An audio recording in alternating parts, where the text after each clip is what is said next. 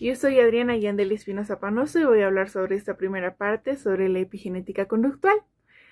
Y bueno, primero vamos a hablar que la epigenética conductual es un campo que es interdisciplinario, o sea, estamos hablando de la medicina y la neurobiología. Ahora hablamos de las señales ambientales y experiencias que van a alterar al gen, ¿ya? Y como un estrés psicológico extremo que puede modificar la expresión génica. ¿Ya? Esto se debe a la activación o el silenciamiento de ciertos genes sin alterar la secuencia subyacente de nucleótidos, ¿ya? En niños en situación de abandono o estrés tóxico temprano, estas modificaciones químicas actúan como cicatrices moleculares y establecen el sistema nervioso central, alterando de forma permanente la arquitectura cerebral y el posterior posterior reactividad emocional en el individuo. Ahora, hablando del desajuste epigenético crónico, debemos hablar que algunos genes se reconfiguran con una respuesta conductual o emocional del menor, manifestándose a través de tres vías neurológicas críticas. Tenemos un gen SLC644A4 que sucede una hipermetilación del promotor y esto reduce el captamiento de serotonina, ¿no? Entonces esto hace que haya una vulnerabilidad emocional y episodios depresivos. Luego tenemos al gen BDNF, que va a hacer una metilación del axón y va a disminuir la plasticidad neuronal. Y esto va a hacer que no exista una regulación emocional, ¿no? Y va a tener muchas dificultades para la memoria. Ahora hablamos del complejo de la amígdala. Esta es una hipometilación o desregulación de genes receptores de CRH, que es una hormona liberadora de cortitropina, ¿ya?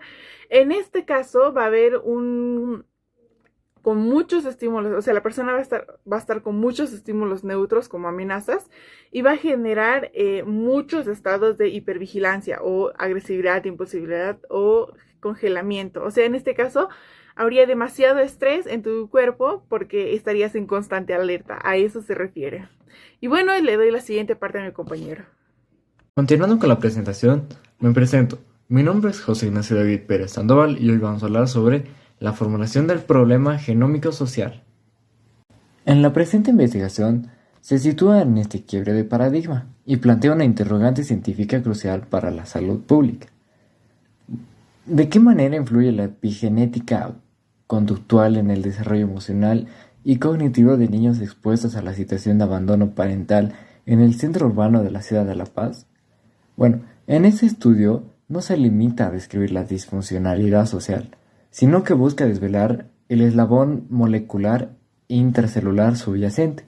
El objetivo general radica en analizar cómo el estrés psicosocial crónico, derivado en la ausencia de cuidadores primarios, se traduce en marcas químicas específicas en el ADN, modulando la expresión fenotípica de estos menores y determinando su vulnerabilidad a padecer psicopatologías y retrasos en el aprendizaje a lo largo de su vida. Antecedentes clínicos y justificación en la población local. Para fundamentar esta hipótesis se ejecutó un riguroso cribado analítico en la evidencia científica acumulada en el contexto boliviano, recurriendo a los repositorios institucionales de la Universidad Mayor de San Andrés y a las publicaciones indexadas en el portal Cielo Bolivia. Los datos epidemiológicos y psicométricos revisados revelan una alarmante prevalencia de trastornos de ansiedad que manifiestan cuadros de depresión infantil, conductas disruptoagresivas e inseguridad afectiva severa en menores que residen en centros de acogida y en instituciones de la sede de gobierno. No obstante, al verse estas investigaciones limitadas a enfoques puramente descriptivos, se hacía imperativo dotar a estos hallazgos de un marco explicativo anatomofisiológico que descifrara por qué el entorno urbano y la desestructuración familiar lesionan de forma tan persistente la homeostasis del menor. Para comprender este fenómeno es indispensable adelantarse los mecanismos de la epigenética conductual. Esta disciplina mecánica demuestra que si bien el código genético heredado, la secuencialidad lineal de nucleótidos del ADN, permanece inalterado a lo largo de la vida, su nivel de actividad y expresión es extraordinariamente dinámico, insensible al medio ambiente. Durante la infancia El cerebro humano se encuentra en una ventana de máxima plasticidad neuronal, un periodo de alta susceptibilidad donde los estímulos ambientales o la ausencia de ellos desencadenan cascadas de señalizaciones intracelulares. Estas señales viajan desde núcleos de la neurona y regulan la accesibilidad de la maquinaria de transcripción a través de modificaciones químicas de la cromática, decidiendo literalmente qué genes activan para promover la resiliencia y cuáles se apegan, comprometiendo el desarrollo. Hola, yo soy Andrés Alexis Quirber Maldonado y yo les voy a hablar sobre fisiopatología molecular.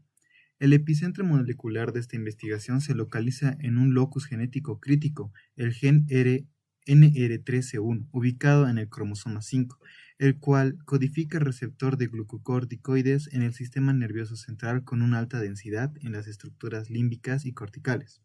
Cuando un niño experimenta el estrés de tipo tóxico e impredecible que caracteriza el abandono parental, la ausencia de un amortiguador afectivo activa de forma aberrante enzimas conocidas como ADN metiltransferasas.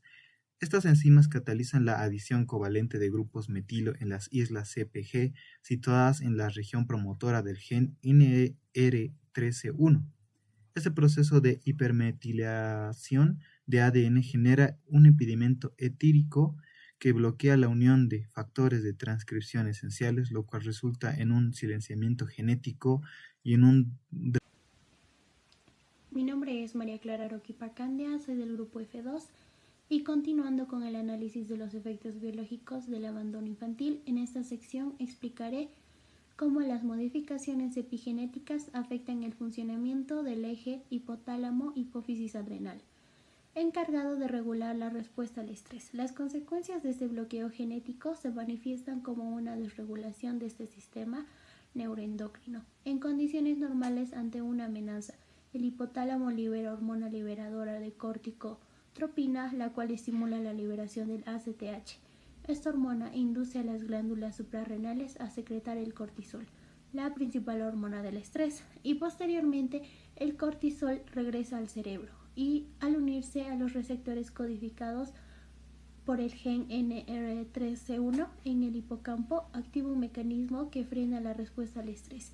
Sin embargo, en niños que han sufrido abandono parental, un gen puede encontrarse silenciado y disminuir la cantidad de receptores disponibles. Como resultado, este mecanismo regulador pierde eficacia y debido a ello el eje HHA permanece hiperactivo y se produce una liberación excesiva y sostenida de cortisol, conocida como hipercortisolemia basal crónica. Esta alteración mantiene al organismo en un estado constante de alerta y puede afectar negativamente neurotoxicidad límbica y manifestaciones clínico-emocionales. Esta inundación sostenida del cortisol en el torrente circulatorio ejerce un impacto profundamente delétero sobre las estructuras del sistema límbico, alterando la maduración y conectividad funcional de la amígdala cerebral. El cortisol crónico hipertrofia las amígdalas, manteniendo al menor en un estado permanente de alerta patológica y sobreactivación automática. Desde una perspectiva clínica, este desarreglo molecular proporciona una explicación orgánica directa a los fenotipos conductuales, descritos en una tesis de la UMSA y artículos de Cicelio. Los niños desarrollan una profunda habilidad afectiva, trastornos de ansiedad generalizada y ansiedad que se manifiesta, conductas de retraimiento social defensivo, agresión reactiva e indefensión aprendida ante la incapacidad neurobiológica de procesar y modular el estrés ambiental. Mi nombre es Jerry Dylan Ordoño Ramos y les voy a hablar sobre la dimensión macrosocial, políticas públicas y el paradigma de la reversibilidad. Nosotros encontramos impactos tanto negativos y positivos, empezando por el problema que vienen a ser los impactos que trascienden en el individuo. Tenemos la negligencia infantil, donde esta va a ser la exposición a entornos de abandono, maltrato o falta de cuidado. Lo que va a ocurrir en este van a ser alteraciones epigenéticas, o también llamada metilación anormal. Lo que va a pasar en él va a ser una resegulación molecular que afecta a los genes clave como el NR3C1, que esa va relacionada con la respuesta al estrés. Lo que va a pasar va a ocurrir un bajo rendimiento y deserción escolar. Luego esto va a pasar a mayores riesgos de trastornos psiquiátricos como la ansiedad, depresión, conductas de riesgo y otros problemas de salud mental, lo que va a ocasionar una mayor carga para el sistema de salud y asistencia social, un aumento de costos públicos y reducción del capital humano del país. Como buena noticia tenemos es que la epigenética es reversible. No son permanentes, pero pueden modificarse con intervenciones adecuadas, ya sea con un apego seguro, una estimulación cognitiva, intervención psicoterapéutica y programa de protección social, ya sea teniendo un poco de cariño hacia nosotros o un poco de atención, donde nosotros no nos podamos sentir solos y sino bien queridos y cuidados. Bueno, ¿cómo está? Mi nombre es Mateo Ríos y hoy voy a hablar de lo que sería la neurotoxicidad hipocampal y las consecuencias en lo que es el desarrollo cognitivo. Paralelamente, la hipercortisolemia prolongada desata un efecto neurotóxico devastador en las neuronas piramidales del hipocampo y en el córtex prefrontal dorsolateral. El exceso de glucocorticoides disminuye la expresión del factor neurotrófico derivado del cerebro y altera la remodelación de las histonas nucleosómicas, lo que detiene la sinaptogénesis y destruye las arborizaciones déntricas en áreas claves del cerebro. Como correlato anatomofisiológico directo de esta atrofia microestructural, el desarrollo cognitivo de estos menores se ve gravemente comprometido. Los niños presentan deficiencias mediables en las funciones ejecutivas superiores, exhibiendo marcados déficits de atención sostenida, fallas en la consolidación de la memoria a corto y largo plazo, dificultades en el razonamiento lógico y matemático, y por eso, consiguiente, un bajo rendimiento académico crónico. Esto podemos verlo gracias a la neurotoxicidad hipocampal y todo lo que sería el desarrollo cognitivo. ¿Cómo están? Mi nombre es Camila Michelle Rodríguez Fuentes y les voy a hablar sobre las conclusiones epistémicas y las recomendaciones clínico-sanitarias. En conclusión, este estudio unifica de forma indisoluble las ciencias de la conducta con la medicina genómica. Se demuestra sólidamente que el abandono parental y la carencia efectiva del entorno urbano paseño no son meras abstracciones psicosociales, sino más bien factores que alteran físicamente la lectura de los genes y la bioquímica del cerebro infantil. Frente a esto, se recomienda urgentemente una reforma estructural en los centros de acogida del CDGs La Paz, sustituyendo el resguardo masivo por terapias de apego personalizadas y monitorización neuroendocrina. El trauma infantil se describe en el genoma, pero la ciencia médica nos otorga hoy las herramientas para intervenir de manera oportuna, desmetilar el genoma dañado y reescribir con bases biológicas el futuro y la Desarrollo dignidad de la cognitivo. niñez vulnerable. Muchas gracias.